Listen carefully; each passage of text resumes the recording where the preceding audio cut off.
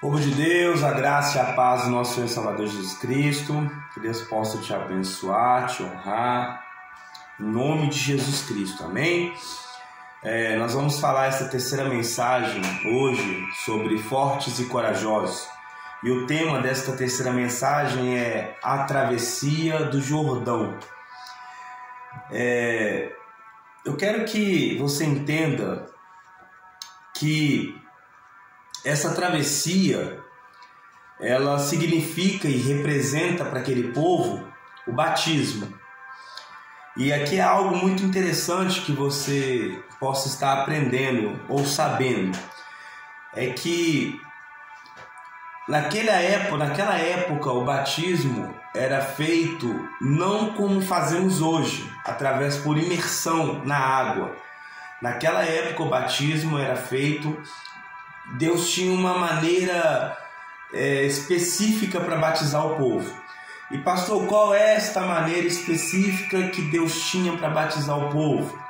1 Coríntios, capítulo de número 10, versículo 1 e 2, diz o seguinte: portanto, irmãos, não quero que ignoreis que nossos antepassados estiveram todos debaixo da nuvem e todos passaram pelo mar.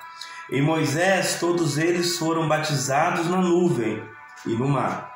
Então, a nuvem era a maneira que Deus utilizava para batizar o povo. E essa travessia do Jordão também era uma outra maneira.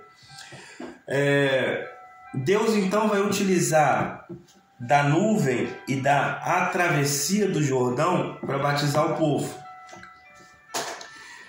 E aqui eu quero que você entenda uma coisa. O povo, para chegar na terra prometida, teve que atravessar o Jordão. Aí vai algo de Deus para a sua vida. Qual é o Jordão que você tem que atravessar para alcançar as promessas de Deus para você? O que você precisa fazer? Qual é esse Jordão que você precisa passar por cima, atravessar, chegar do outro lado, para vencer as dificuldades e alcançar as promessas de Deus? Deus quer falar com você, e eu tenho certeza que já está falando, em nome de Jesus, amém? Bom, antes de nós entrarmos nesse assunto onde vamos falar sobre batismo, eu quero deixar bem claro uma coisa aqui já de antemão. A Igreja Apostólica Romana, ela tem por prática o batismo em bebês. E isso, biblicamente falando, eu discordo. Por quê? Porque o batismo é para arrependimento de pecados. Então, eu não vou entrar nessa questão de batismo de bebês ou em bebês. Nós vamos falar sobre batismo em relação a pessoas que já têm consciência do que é errado e do que é certo. Amém? Vamos seguir então para frente. Ninguém conquista absolutamente nada sem batismo. Por quê? Quando se batiza, a pessoa está apta a participar da Santa Ceia. E aqui eu quero que você entenda algo extremamente importante. Quando a igreja for arrebatada e estivermos nas bodas do Cordeiro com o Senhor Jesus lá na eternidade, nós vamos participar de uma ceia. Então, entenda que o batismo na terra te dá permissão de você ou te torna apto ou apta a participar de uma santa ceia aqui na terra, mas também de uma santa ceia, de umas bodas do Cordeiro na eternidade. Então entenda isso. A grandeza e a importância de um batismo. A pessoa que não é batizada, eu não vou nem entrar nesse mérito se vai ou não ser salva. A Bíblia diz que crê no Senhor Jesus, será salvo tu e tua casa, né? Mas a questão do batismo, eu não vou nem falar nisso não. Porém, para se participar das bodas do Cordeiro, eu creio e eu acredito, biblicamente falando, que você precisa ser batizado para participar lá. Se vai ser salvo ou não, Basta apenas crer no Senhor Jesus. Participar das bodas, na minha visão, biblicamente falando, eu acho que tem esse porém. Mas, vamos lá. Qual é o quesito para se batizar? Primeiro, arrepender dos seus pecados. Segundo, crer no Senhor Jesus. Então, o fundamental é você crer no Senhor Jesus. Porque se você crer no Senhor Jesus, você automaticamente vai começar a se arrepender das práticas ruins, das más práticas. E eu creio que Deus ele vai começar a mudar a história da sua vida em nome de Jesus. A partir de agora, eu quero falar sobre alguns passos para a travessia do Jordão. Porque a travessia do Jordão é para chegar na Terra Prometida. Então, a partir de agora, eu quero falar sobre essas práticas, em nome de Jesus. Amém, irmãos? Vamos lá. O primeiro passo, não práticas, alguns passos para a travessia do Jordão. O primeiro passo é que a Arca da Aliança deve estar na frente de tudo e de todos. Lembrando que o capítulo 3 e 4 do livro de Josué vai tratar muito a respeito dessa travessia do Jordão. Então, os textos que... tudo que eu estou falando aqui, para não ter uma leitura extensiva do capítulo 3 e do capítulo 4, leia em casa em nome de Jesus e você vai ter esse entendimento melhor quando você lê a palavra de Deus. Amém? Então, vamos lá. Capítulo 3 de Josué, versículo 3. Olha o que diz o texto. E a ordem ao povo em alta voz: quando virdes a arca da aliança do Senhor vosso Deus, sendo carregada pelos sacerdotes, levitas, vós igualmente saireis das vossas posições e seguireis. O que o texto, o Senhor está orientando o povo? Vocês vão ficar parados. Quando vocês virem os sacerdotes, os levitas, carregando a arca do Senhor, vocês prontamente se levantam e vão atrás da arca. Por quê? Em Moisés, a representação máxima da presença do Senhor era a nuvem, que ficava sobre o povo durante o dia e à noite uma coluna de fogo. Então, a nuvem em Moisés era a representação máxima da presença do Senhor.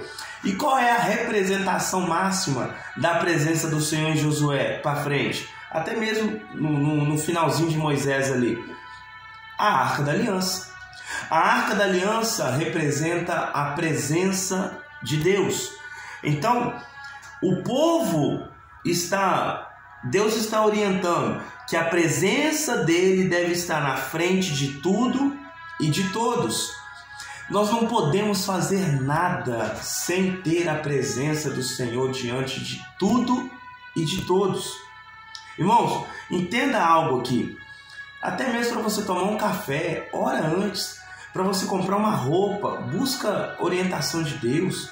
Quando você vai sair para fazer qualquer coisa, fechar um negócio ou abrir um negócio, irmãos, em nome de Jesus Cristo, procura a presença do Senhor na frente sua, para que você possa ser uma pessoa honrosa, abençoada pelo Senhor em nome de Jesus.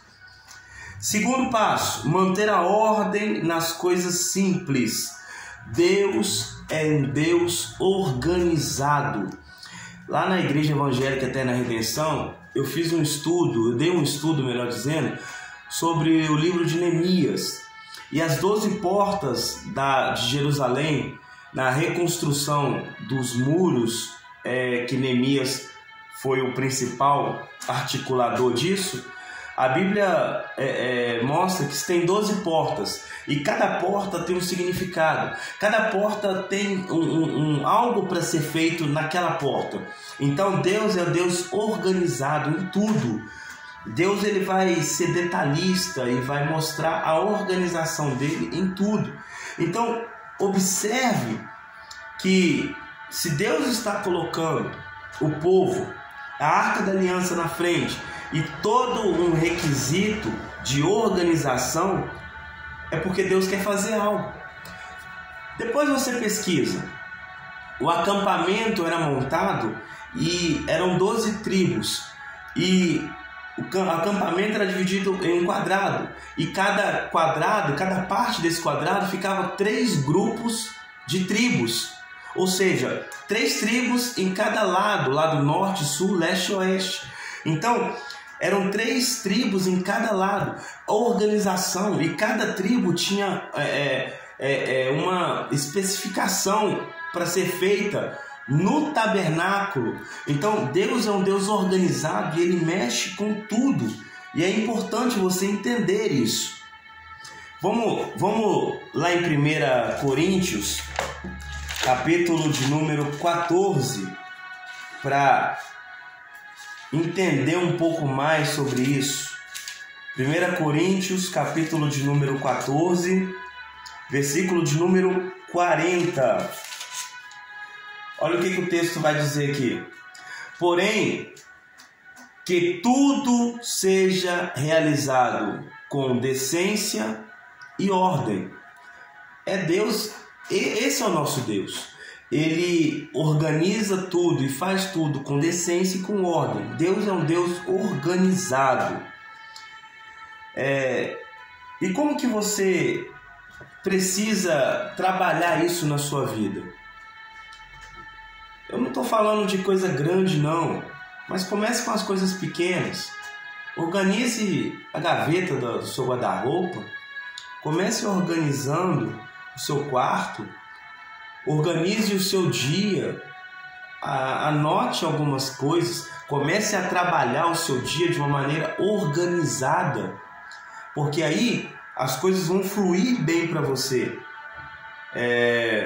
Organize suas contas. Não seja uma pessoa que fica enrolando para pagar. Organize sua vida. Tenha uma vida ativa na organização para que Deus possa te honrar e te prosperar em nome de Jesus Cristo. Terceiro passo. Sem santificação, ninguém atravessa o Jordão. Isso aqui é extremamente importante, viu, irmãos? Sem santificação, ninguém atravessa o Jordão. Josué capítulo 3, versículo 5. Josué orientou o povo: santificai-vos, porque amanhã o Senhor fará maravilhas no meio de vós. Então, o povo, para atravessar o Jordão, se santificaram 3 dias. E nesta busca por santificação, para se atravessar o Jordão, esse Jordão que está na sua vida, que você precisa atravessar ele, você precisa de santificação. Você precisa entender aquilo que é necessário você fazer para que as coisas possam fluir na sua vida. Então, santificação gera consequências extremamente positivas para você e para mim, em nome do Senhor Jesus Cristo. E aqui eu quero falar um pouco sobre santificação, para que possamos entender e vivenciar melhor aquilo que Deus tem para nós. Eu quero falar 4 passos para a santificação. Primeiro passo: como é que eu vou começar a me santificar? 1 Coríntios capítulo 6, versículo 11. Ali vai ser um indício de como você vai começar esta santificação na sua vida. 1 Coríntios capítulo 6, versículo 11. Assim fostes alguns de vós, contudo, vós fostes lavados, santificados e justificados em nome do Senhor Jesus Cristo e no Espírito Santo do nosso Deus. Então, nós vamos começar a montar o quebra-cabeça aqui, a juntar o quebra-cabeça aqui. Estudo é assim, irmão. Vai num lugar, usa a Bíblia o tempo todo e vai num lugar, um atrás do outro. Então, como que você começa a se santificar? Dessa maneira. entendendo que fomos lavados e santificados e justificados em nome do Senhor Jesus Cristo e no Espírito Santo nosso Deus. Aceite o Senhor Jesus como o único Senhor e Salvador da sua vida. Peça ao Senhor para te dar esse Espírito Santo. Peça a Deus para fazer parte da sua vida de uma maneira extremamente ativa. Que Deus possa em tudo ser a estar à frente na sua vida, ser referência na sua vida. Porque quando você age dessa maneira, Deus começa a trabalhar em você. Segundo passo, tem que ter uma vida de oração. Pessoa que fala, precisa sim ter essa vida de oração, porque é extremamente importante alguém que quer ter um relacionamento com Deus, ter esta vida de oração. E olha o que a Bíblia vai falar em 1 Timóteo, capítulo de número 4. 1 Timóteo, capítulo de número 4, versículo de número 4. Pois tudo o que Deus criou é bom e nada deve ser rejeitado, se puder recebido com ações de graça. É oração. Se nós entendermos aquilo que Deus tem para as nossas vidas, através da oração, as coisas vão fluir melhor. Mas pastor, não é fácil ter uma vida de oração. Eu concordo, não é fácil. E às vezes a pessoa vive uma vida de guerra para orar, vive um período de guerra para orar, porque não é fácil. O que é a oração? Oração não é algo repetido. Oração é você falar com Deus. E falar com Deus é você começar a se expressar. Deus, está acontecendo isso, aquilo outro comigo. Eu estou desse jeito, eu estou me sentindo assim. Deus, em nome de Jesus, me ajuda, me fortaleça. Pai, em nome de Jesus. E começa a falar com Deus. É uma guerra. Às vezes você começa a orar e vem um sono. Às vezes você começa a orar e vem outras coisas na sua mente, na sua cabeça. E aí você, quando vai perceber, você já está disperso, o seu corpo está de um jeito, mas a sua mente está em outro lugar.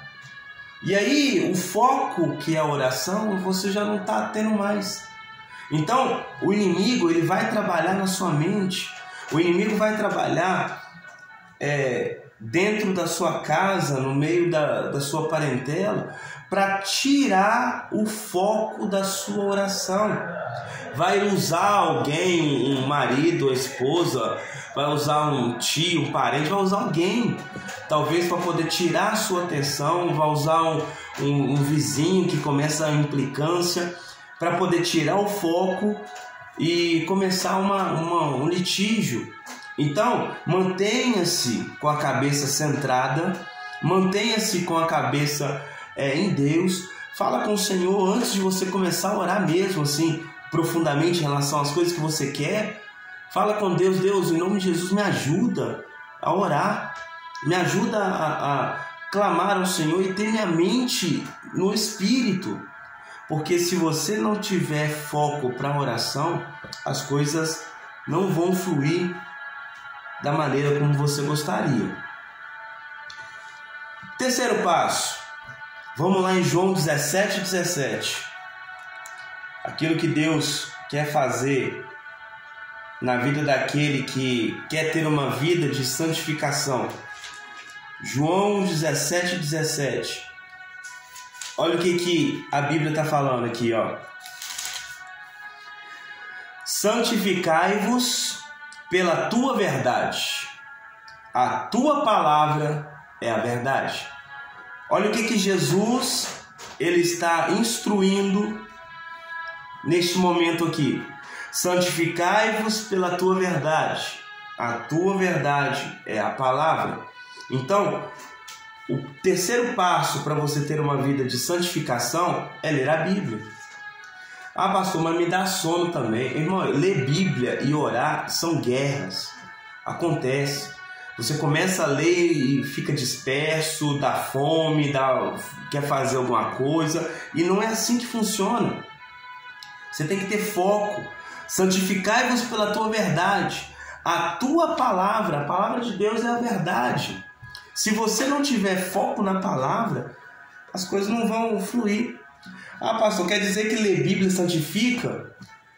Irmão, você conhece aquele ditado que diz: água mole em pedra dura, tanto bate até que fura? Eu acredito, sim. Se a pessoa começar a ter uma leitura bíblica, buscar de Deus, sabe? A palavra que é a verdade, é aquilo que liberta, isso aqui santifica, irmão. A Bíblia santifica.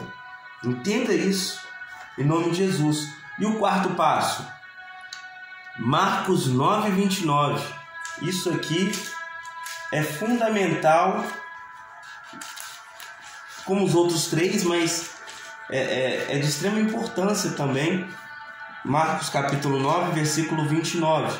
Diz assim: e Jesus lhe advertiu: essa espécie de demônios só é expelida com oração e jejum. Qual é o quarto passo? Jejum. Tem demônios que só vão sair da vida da pessoa através de jejum, de oração. Ler Bíblia santifica a pessoa, mas o que ajuda a mortificar, ou melhor, o que mortifica a carne é o jejum. O jejum mata as vontades dos prazeres terrenos. Para quê? Para que você entenda uma coisa. Deus falou: façamos o homem à nossa imagem e semelhança. Deus é um Deus triuno, feito do Pai, Filho e do Espírito Santo. Deus é um Deus triuno. Só que Ele falou: façamos o homem à nossa imagem e semelhança. Quando Deus diz façamos o homem à nossa imagem e semelhança, Ele estava falando o seguinte: façamos o homem à nossa imagem e semelhança, feito de corpo, alma e espírito. Então, nós precisamos entender essa questão. Quando nós entendemos que somos corpo, alma e espírito, o jejum serve para quê? Matar a carne, mortificar a carne. Então, o que é carnal vai embora. Sobra alma e espírito. Os dois vão ser extremamente fortificados quando você mortifica a sua carne para se santificar, em nome de Jesus. Amém?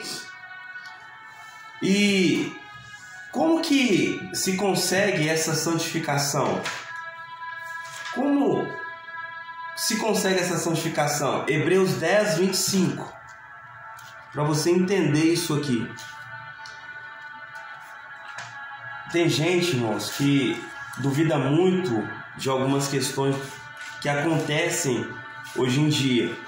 Mas vocês vão entender o porquê dessa pandemia que apareceu no mundo agora. Hebreus 10, 25. Como a gente se santifica? Não abandonemos a tradição de nos reunirmos como igreja, segundo o procedimento de alguns, mas, pelo contrário, motivemo-nos uns aos outros, tanto mais quanto vedes o dia está se aproximando. A pandemia veio para ter um isolamento social. A pandemia veio para poder baixar a porta de igreja. Quem estava morno ficou frio. Quem estava frio gelou de vez. Então é isso que a pandemia veio para poder fazer: isolamento social. E o diabo sabe como trabalhar e quebrar isso. Deixa eu te falar uma coisa: ver vídeo é bom? É bom. Ajuda? Ajuda. Mas deixa eu te falar uma coisa: vai congregar dentro de uma igreja. Você não pode simplesmente ficar dentro de casa assistindo vídeo, ouvindo a palavra, colocando louvor para você ouvir e adorar, sendo que a própria palavra de Deus em Hebreus 10, 25 fala: não abandonemos a tradição de nos reunirmos como igreja. Quando nós vamos ao culto, reunimos como igreja, estão todos ali com o mesmo propósito, com o mesmo objetivo. E qual é esse objetivo? Buscar e adorar a Deus. É a orientação de Deus. Hebreus, capítulo de número 10, versículo de número 25. A pessoa que fala, mas eu adoro a Deus no culto, então, dentro de casa. Então você está quebrando um dos mandamentos de Deus. Um dos mandamentos de Deus. Esse negócio de você ficar em casa, adorando ao Senhor em casa, isso não é Deus que está falando com você. Você está ouvindo a voz do inferno. Porque se você estiver ouvindo a voz de Deus, você vai ler Hebreus 10, 25 e vai mexer com você no seu interior. E você vai entender, você precisa congregar. Você precisa ir à igreja para cultuar a Deus. Ter o seu momento com Deus em casa é bom? É ótimo.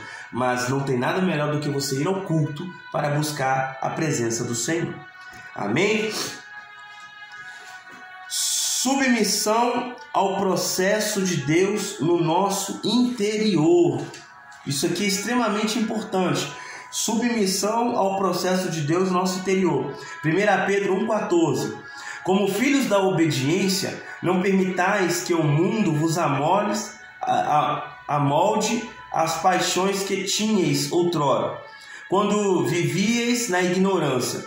Porém, considerando a santidade daquele que vos convocou, tornai-vos da mesma maneira santos em todas as vossas atitudes.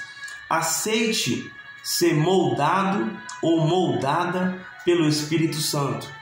Não queira fazer você aquilo que você quer fazer. Permita que o Espírito Santo faça em você a obra que Ele tem para realizar em você. Porque o que Deus tem para você é muito maior. O que Deus tem para você é muito melhor do que você ficar vivendo de uma maneira desordenada. Entenda que Deus, Ele quer trabalhar na sua vida com santificação. Para você atravessar esse Jordão e entrar na terra prometida, santifique-se. Se você não se santificar, você não vai conseguir atravessar esse Jordão. E Deus, o que Ele mais quer é que você atravesse esse Jordão e alcance coisas que normalmente, pela sua força ou pela sua habilidade, você não conseguiria alcançar. Mas Deus pode realizar isso na sua vida, em nome de Jesus. Qual é o benefício da santificação, pastor? Hebreus 12, 14. Olha isso aqui. Esforçai-vos para viver em paz com todas as pessoas e em santificação, sem a qual ninguém verá a Deus. 2 pontos. A gente precisa se esforçar para viver em paz com todas as pessoas. A Bíblia está falando. Não adianta você querer ter santificação e ser uma pessoa boa dentro da igreja, mas dentro de casa não ter paz. Não adianta você ser uma pessoa boa dentro de casa, mas com o vizinho não ter paz. Esforçai-vos para viver em paz com todas as pessoas. E segundo, e em santificação, sem a qual ninguém verá a Deus. Então, você quer ver a Deus como seu único Senhor e Salvador, Criador? Santifique-se. Sabe por quê, irmão? Existem só 2 caminhos. Aperta o cinto aí, tá? Pega isso aqui que é de graça. Só existem 2 caminhos. O caminho que te leva à perdição, para o lago de fogo do inferno, e o caminho que te leva à vida eterna, nas bodas do Cordeiro, onde você vai adorar o Senhor o resto, se é que existe o resto da vida, né? Mas por toda a eternidade. Então, você vai... Só existem 2 caminhos. E esses 2 caminhos você precisa entender qual que você quer seguir. Aí, irmão, não tem purgatório, não. Não tem a alma vai ficar esperando aqui 50 milhões de... Irmão, não existe isso, não. Existe céu e existe inferno. Aonde você quer estar após essa vida terrena? É isso que eu quero que você entenda. Se você quer ir para o inferno, continue tendo práticas errantes. Mas se você quer ir para o céu, quer ver a Deus, irmão, vai se santificar. Irmão, vai buscar o Senhor, que Deus vai te honrar e muito. Noé, quando ele entrou na arca, ninguém viu Noé entrar, mas ele entrou. ele buscou, assim será o arrebatamento, irmão. O arrebatamento, ninguém vai ver, de repente está todo mundo fazendo alguma coisa, de repente, cadê o povo que adora o Senhor? Subiu, está na eternidade. E aí vai ser 7 anos de tribulação aqui na terra. Vai ser 3 anos e meio de paz e tranquilidade para tudo. Só que os últimos 3 anos e meio, o mundo vai se voltar contra Israel. Vai ser tribulação. A Bíblia diz que um demônio será solto e Deus vai recolher a morte durante 5 meses. A morte não vai estar. A gente vai pular de um prédio de 10 andares de cabeça e não vai morrer. Não é Bíblia. Então, entenda isso. Você quer passar pela essa grande tribulação? Eu não quero. Jesus falou que nunca houve e nem haverá dias como estes. Quando se fala de tribulação, o dia, biblicamente, a história mais complexa e mais perturbadora é a história de Noé, onde apenas 8 pessoas na face da terra ficaram vivas. 8 pessoas. Então entenda uma coisa aqui. Quando se fala de tribulação, nunca houve. Olha o que Jesus fala, nunca houve, nem na época de Noé. E nunca haverá dias como este. A grande tribulação serão dias pesados. A grande tribulação, a Bíblia diz lá no livro de Zacarias que o sol aquecerá e será ferido e vai se aquecer 7 vezes mais. Imagina um calor de 30 graus. Se o sol vai ser ferido, então 30 vezes 7, 210 graus. Irmão, a ciência não vai desenvolver um protetor solar tão eficaz para isso. 210 graus na cabeça de quem não teme a Deus. É pesado, irmão. No livro de Zacarias, a Bíblia também fala que a pálpebra dos olhos vai pular, o globo ocular vai pular. Os olhos vão ficar pendurados aqui assim, ó. Quer ficar? Ou você quer atravessar o Jordão? A escolha é sua. Para finalizar, Josué selecionou 12 homens. Josué selecionou 12 homens, um de cada tribo, e pegou uma pedra para cada, depois que todos passassem para o Jordão para fazer um memorial de grande feito ao Senhor. Pastor, o que isso significa? Selecione pessoas para estar ao seu lado, que vão estar com você do começo até o fim. Tem gente que não serve para estar na sua vida. Tem gente que precisa sair da sua vida. Eram 12 tribos. Ele selecionou um homem de cada tribo.